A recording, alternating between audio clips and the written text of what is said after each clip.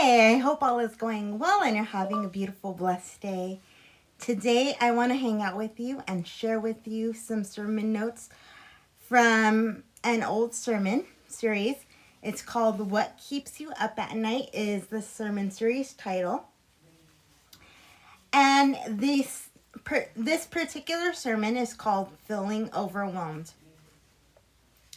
So we did the What Keeps You Up at Night series in February of 2020. And it lasted for approximately 10 weeks. But I only have a few sermons from this sermon series. So the verse that this sermon starts off with is Numbers, from the book of Numbers, chapter 11, verses 13 and 14. And it says, Where am I supposed to get meat for all these people? They keep whining and saying to me, and saying, give us meat to eat. I can't carry all of these people by myself. The load is far too heavy. Okay, so this is Moses talking in the book of Numbers. At this time, the Jews were given manna to eat. And the supply of manna would come down every day, but it would only come down as much as they needed, no extra, because if they had if they had an oversupply, it would go bad. And so Moses is talking to God about the people, because the people are essentially driving him nuts. And so the memory verse that I want to share with you today comes right after the Numbers verse. And it's from 1 Corinthians chapter 10, verse 13. And it says, the temptations in your life are no different from what others experience. And God is faithful. He will not allow the temptation to be more than you can stand. When you are tempted, He will show you a way out so that you may endure. So, what God is saying is that it will be no more than you can stand because He will show you a way out. And so what can we learn from this? Number one, God will often allow you to have more than you can handle. And this is called the gift of too much. And so we learn about the gift of too much in Numbers 11, verses 15 through 17. And it says, if this is how you intend to treat me, just go ahead and kill me. Then the Lord said to Moses, gather before me 70 men who are recognized as elders and leaders of Israel. I will take some of the Spirit that is upon you, and I will put the Spirit upon them. They will bear the burden of all the people along with you, so you will not have to carry it alone. So this is God providing a way for Moses to get some rest, a way for him to gather a team. So what does God's gift of too much teach us? Number one, God's gift of too much teaches us to put something down. And the verse that illustrates this comes from the book of Luke, chapter 10, verses 41 and 42. And it says, but the Lord said to her, my dear Martha, you are worried and upset over all these details. Excuse me. You are worried and upset over all these details. There is only one thing worth being concerned about. Mary has discovered it, and it will not be taken away from her. So, in this passage of the Bible, Mary and Martha, two sisters, the sisters of Lazarus, were having Jesus over for dinner. And Martha was hurriedly worried about everything that needed to be prepped for dinner in the kitchen, and she was wondering, oh my gosh, why is my sister not helping me? Why is she just sitting in front of Jesus listening to him talk? She should be helping me. But Jesus told her, no, put that down, that can wait.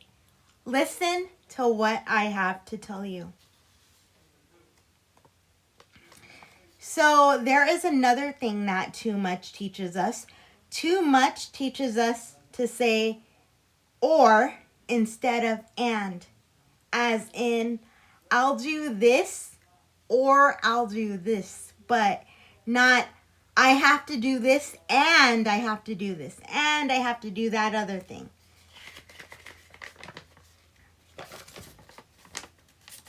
Excuse me while I flip my page.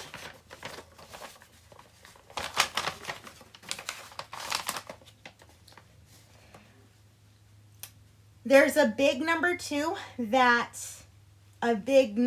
number 2 on my page that says it teaches us to hand something off. And so the illustration for this point comes from Exodus chapter 18, verses 17 and 18, and it says, "This is not good. This is not good," Moses' father-in-law exclaimed. "You're going to wear yourself out, and the people too. This job is too heavy for you to handle by yourself." So we have to be willing to ask for help, to designate stuff to other people in order for us not to face burnout. And number 3 thing that this says is we have to give something to God. We should give everything to God, but we have to turn something over to God and say, okay, God, I can't handle this. Can you help me handle it?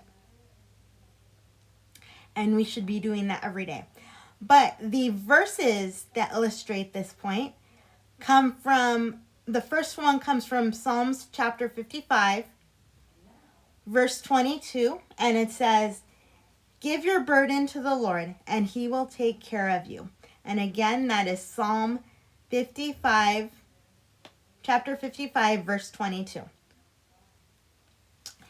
And the last verse on my notes says, "Each time God said, 'My grace is all you need. My power works best in weakness.'" And that comes from the book of 2 Corinthians, chapter 12, verse 9.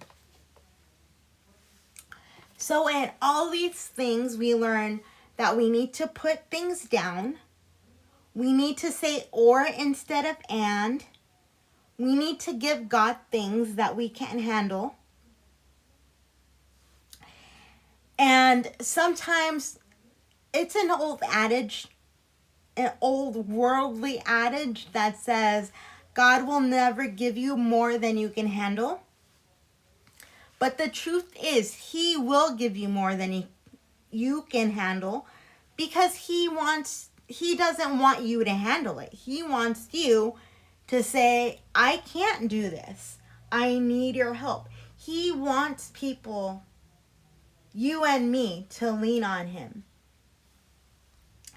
And so if he gave us just enough, just what we can handle, then there would be no reason for us to lean on him. And he wants to show us that he loves us and that he's there for us. and that He created us to use our gifts. But when we can't handle, or when we feel like we can't handle things, He wants us to be in constant communication with Him through prayer and through His Word, and say, you know what? I can't do this on my own. I need you to take it. So take it. So I would encourage you to start doing that this week. And also, I pray that if you do not know Jesus Christ as your Lord and Savior, that you would consider accepting Him today by just saying, Lord, thank you for life. Thank you for everything that you've given me today. I know that it was you that woke me up this morning. And Lord, I thank you for dying on the cross for me. And I thank you for taking all of my sin, past, present, and future.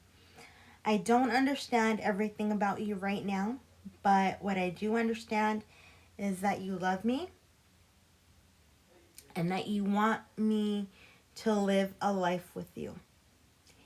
And I commit my life to you right now, and I'm ready to go on this adventure.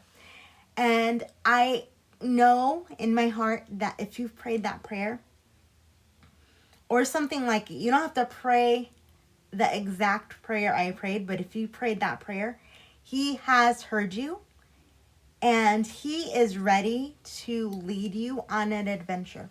It will not be simple. It will not be easy, but it will be worth it, because from here on out, you're never alone. So I hope that this finds you well and you're having a beautiful, blessed day. I love you guys, and I will see you soon. Bye-bye.